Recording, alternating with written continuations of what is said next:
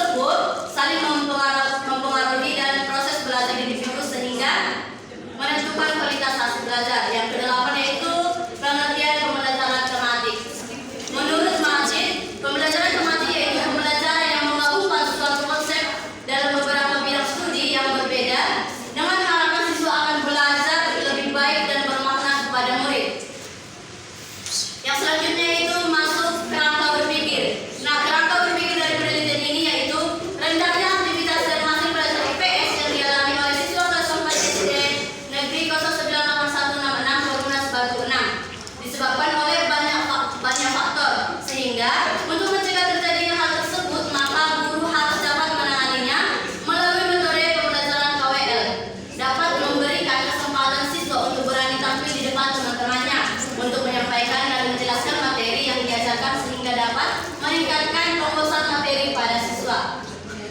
Metode penelitian ini yaitu yang menjadi jenis penelitian dan rancangan penelitian. Penelitian ini menggunakan pendekatan eksperimentasi ataupun kuasi eksperimental dengan desain penelitian pretest dan post-test. Yang kedua, rancangan penelitian pretest dan post-test ini digunakan untuk mengukur hasil belajar siswa sebelum dan sesudah berlakuan. Selanjutnya, populasi dan sampel penelitian. Yang menjadi populasi penelitian ini yaitu seluruh siswa kelas 4 sekolah dasar yang mengikuti mata pelajaran ilmu pengetahuan sosial pada tema IKN kebersamaan di SD Negeri 098166 Borungas Batu 6. Populasi ini mencakup seluruh siswa kelas 4. Yang menjadi sampel penelitian ini adalah seluruh siswa kelas 4 sekolah dasar yang mengikuti mata pelajaran ilmu pengetahuan sosial pada tema indahnya kebersamaan di SD Negeri 098166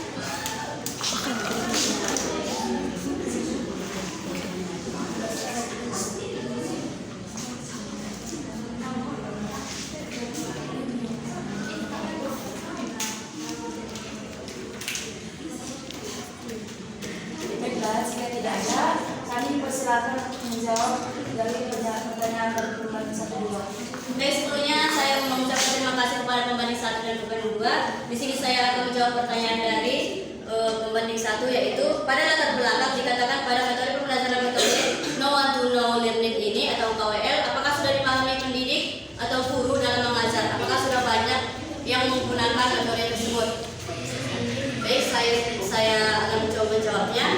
Nah, tentunya metode ini sudah digunakan oleh para pendidik karena hasil dari seminar proposal saya ini sudah ada diterbitkan di jurnal Sinta. Berarti metode ini sudah dipahami ataupun sudah pernah diterapkan di sekolah-sekolah ataupun dikuasai oleh guru. Dan di sini perlu kita ketahui juga bahwa KWL di sini sudah dijelaskan juga di bagian latar belakang. Tentunya garis besarnya pendidik sudah mengetahui ini. Dan untuk pembanding 2, saya mengucapkan terima kasih atas kritik ataupun masukan yang sangat membangun untuk menjadi revisi saya nanti. Terima kasih. Saya kembalikan kepada moderator. Baiklah, jika tidak ada lagi yang kami tutup untuk sesi saudari Susi. Terima kasih.